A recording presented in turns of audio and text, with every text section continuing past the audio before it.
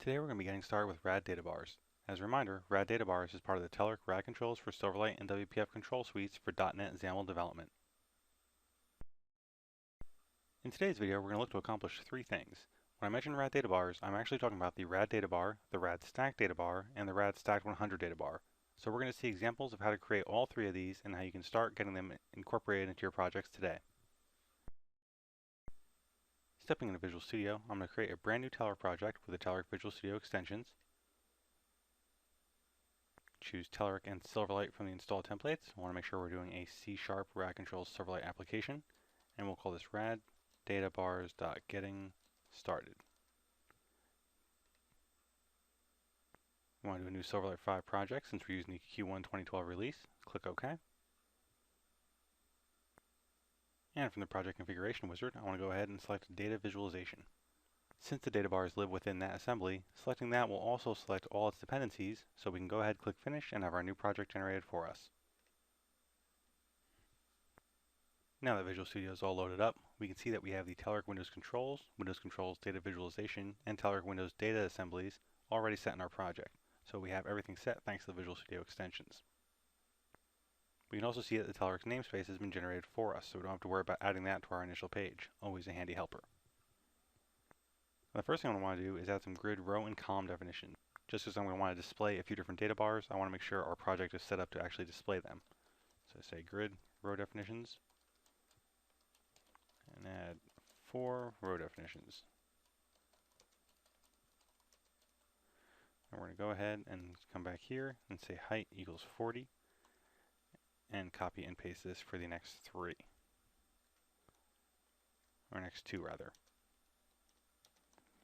Then we also want to go and add 2 column definitions.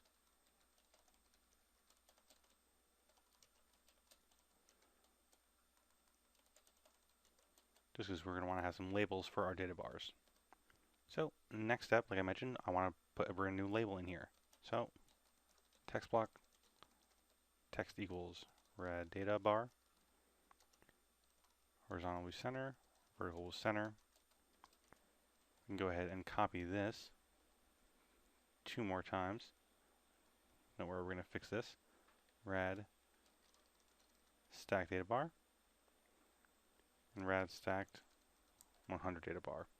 And of course we just have to change the row on these. Grid row is 1, grid row is 2. So now we're going to have a RadDataBar, a RadStackedDataBar, and a RadStacked100DataBar. Of course, the easiest one to start with is the regular RadDataBar. So Telerik RadDataBar. Give it an X name. Ever creative RadDataBar. And I want to say grid column equals 1. So I'm going to go ahead and close this up just so we can have this sitting here in the designer. Now we have nothing set on the data bar, so our value is going to default to 0. We have actually nothing displaying. So the first thing we can do is go ahead and give it a value. This time I'm going to say value is 10. So instantly you can see the data bar has appeared. We have the value 10. There's an item label, so all good things. But maybe looking at the scale of this data bar, I want to go ahead and modify the max and min values. This is nice and easy. Minimum, we can say -20. And we'll give a corresponding maximum of 20. So now we can see instantly the data bar is updated to where we can see kind of what looks like the 0 center point of the axis in the middle. The bar is going to the right. The value is 10. If I change the value to -10, we'll instantly see that update again in the designer where we now have -10. We have a red value for that to kind of designate it's kind of below the fold. So already you can see we can very quickly visualize data with the data bar, but we can go one step further. If we want to, we can modify what we call the origin value, which means right now we're setting the origin at 0. That's smack in the center of the data bar. But if we set the origin value as -10, well, all of a sudden our -10 data bar is right where the origin is expected. So if this should happen to be say 8, that's actually a positive number compared to our comparative measure, so to speak, of the origin value. But it doesn't make much sense to look at data like that, except for certain custom business scenarios. So we'll keep this to where we have our negatives below 0 and our positives above 0. And there's a number of other options we can cover, but that will be in a later customization video. But for right now, that's exactly what you need to get started with the basic RadDataBar, which means we can move on to our StackedDataBar. Now the rad stack data bar is pretty much just as easy to use. We'll give this a grid row is 1, column is 1, and name is xStack DataBar. Again, we'll close this up so it shows up in the designer, and we can see there's actually nothing showing up there. So we're going to need to do a little bit of something to show what values we want to have displaying in the stack data bar, and for that we're going to need to go to code behind. Do a quick save on this. So we're going to step into code and quickly make some data to work with our stack data bar. First thing, of course, we're going to need is a class to represent our data, and I'll show you why in a second. So say public class RadDataBar item class, something nice and long to type. Now we're going to want two values, public string tooltip item, we'll get in the set, and public, we'll use an int for this, bar value. Public RadDataBar item class. So now we have an item class to use, so we can step into the loaded event. And we want to make a collection to pass to our rad stack data bar because we're going to be doing multiple values in here. So here we can make a simple list, rad data bar item class, bar items equals new, list bar item class, and here we can just add a couple of quick bar items. So bar items that add new rad data bar item class. Again, it's harder and harder to say every single time. And we add some items here. Say bar value is 4, tooltip item is 1, and we can just repeat this process a few times. We'll do 4 items, we'll give some different values here, so we'll say 6 there, 2 there, and 8 over here, and we'll just change these text values real quick to 3, not 3W, and 4. Now, the last thing we need to do, xStackDataBar item source equals bar items. Now this is all set for the code portion, but we want to step back into XAML because we need to set 2 items within our StackedDataBars XAML to actually make everything function. And I'll give you a hint, I'm going to copy this bar value because I will need that. Going back to the XAML like I said, I'm going to set 2 things here to get everything displaying. Value path is the path on our data item for where we have our actual data. And then we have tooltip path. And we'll keep type safety by copying and pasting out of our code behind. Tooltip path, tooltip item, and then we just have a show tooltips property, which we'll say is true. So now we can go ahead and actually display data within our rad stack data bar.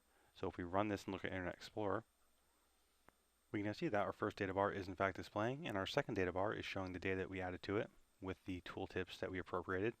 But the scale looks a little bit off. So of course we can go ahead and change this. X out of here. And we have some familiar properties we want to set. We'll actually copy them directly from the first data bar, our maximum and minimum values. So go and copy, add these to our stack data bar. And now if we run it, we're going to see our values are lining up a lot closer to what we see in the top rad data bar. That's because they're taking up the available space, but working with the set idea of the minimum and maximum values. So you can see now the values are now going 1, 2, 3, and 4. They're all being represented on the stack data bar. So it's a very easy way to showcase a lot of different values working. But of course, this is creating the illusion that this might be a rad stacked 100 data bar. So let's go and normalize all of our axes here. So we can step up to our rad data bar. We'll say minimum. We'll explicitly say this is 0. Set our maximum at 40. We're going to go and do the same for our stack data bar. Minimum is 0. Maximum is 40. And while we're at it, we're going to go ahead and make our stacked 100 data bar, just so when I rerun this in Internet Explorer, you can see the difference between the 3 varieties of stacked data bars. So we can go back this text block for rad stacked 100 data bar into the Telerik namespace again. And rad stacked 100 data bar. Next name is x stacked 100. And now we're actually going to use a lot of the same values from our stack data bar. So we'll go ahead and do a quick copy and paste. In fact, take all of these. We'll just have to modify our row. We don't need that name. That would be bad duplication. The row will be 2. Now, minimum and maximum actually don't apply because, of course, this is a stacked 100, so we're going to use all the available space no matter what, but we still have the concept of using bar value, tooltip item, and show tooltips as true to make sure those tooltips actually display. Quick save, jump into code. We can use that exact same list, so x stacked 100 dot item source equals bar items. If I go ahead and run this, Internet Explorer will pop back open, and we're going to see all three varieties of our data bars displaying in one window. So now you can see we have first our RadDataBar. The value is 8 on a scale of 0 to 40, spanning all the available space for this grid. Our StackedDataBar again has the axis going from 0 to 40, but we have a much better look of how our views stack up on that axis. First up, 1, 2, 3, and 4 values, and comparatively, we can see how much value they're taking up. But finally, with our rad stacked 100 data bar, we can see the same exact 4 values represented, except now you can see proportionally how much each value takes from the overall collection. So if we had a ton of items here, it would be very easy to see which ones were larger or smaller. But in this case, with 4 items, it's actually insanely easy to tell that 4 over here has a lot more value than any of the other items here in the entire rad stacked 100 data bar. So I hope you've seen how easy it is to get started with the RadDataBars, and how the RadDataBar, RadStackedDataBar, and RadStacked100DataBar can really add some quick value and insight on your data into your Silverlight and WPF application. Stay tuned for more in this video series.